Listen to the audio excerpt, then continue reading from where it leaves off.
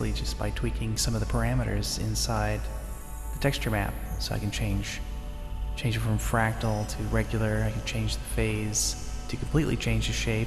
I can change iterations to make it more complex or smoother. You can also add different colors of different types of textures inside these maps as well. Now, I've already created a worm model that has animation on it already.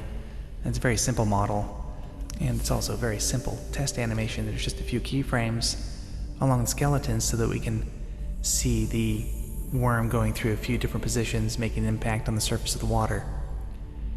Now, how do we turn this piece of mesh into a living piece of water? We're going to do it with a few simple plugins. First, we need to select the vertices that are around the worm and make them rise up above the worm to create the surface tension. And then we also need to make the secondary motion of the water from the impacts and the motion of the water. And we're going to do that using noise and volume select. Let's start.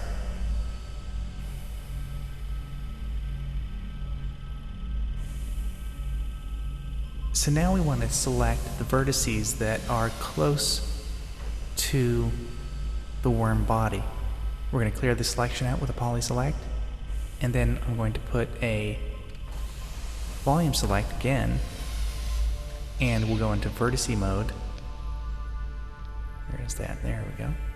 And we're going to pick mesh object, and then we're going to select the skin of the worm. Now we'll see that we have vertices selected inside the volume of the worm, but not on the outside until we pick use soft selection, and we'll adjust that to fit.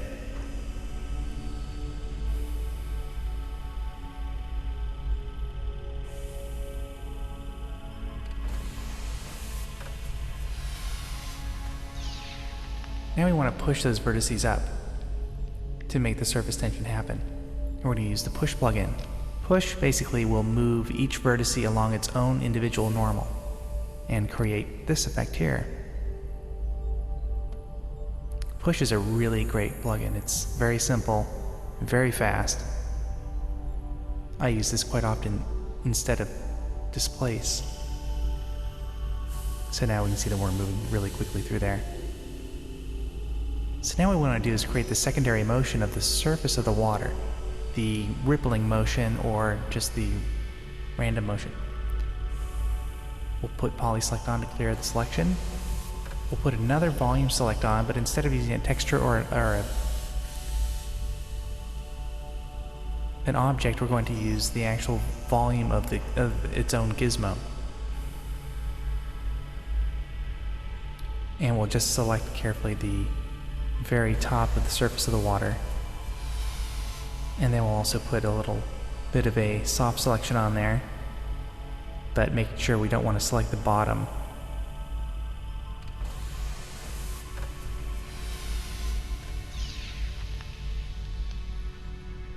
Now we'll put noise on here, and using a noise plugin, we can create displacement in the surface of the water. And I'll just adjust this here so that it is exactly what I want. And the parameter that we're going to animate here is actually the Z strength. We're going to turn animated noise on so that it's always moving and make sure it's going nice and fast. And then I'm going to put some keyframes in on the Z strength of the noise so that when the worm moves, the water moves as well. So I'll go ahead and take a good look at the animation, and just by hand I'll kind of figure out where that water should be jiggling and where it should not be jiggling. Let's see, let's put a keyframe over here. When the worm stops, we want the water to basically stop jiggling slowly. So I'll hold that there, and then we'll put a lower value in here. Now we don't want it to stop all the way, so I'll just put, instead of 0, I'll put 0.1. And then I'll go in and put a couple other keyframes in there. So when the worm moves fast, we want to increase the value back up to 1.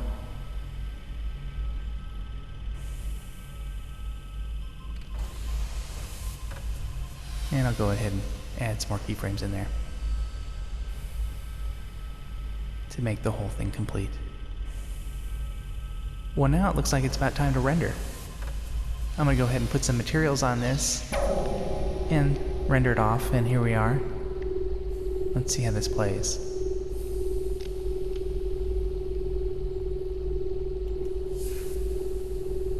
Look at that. That's water.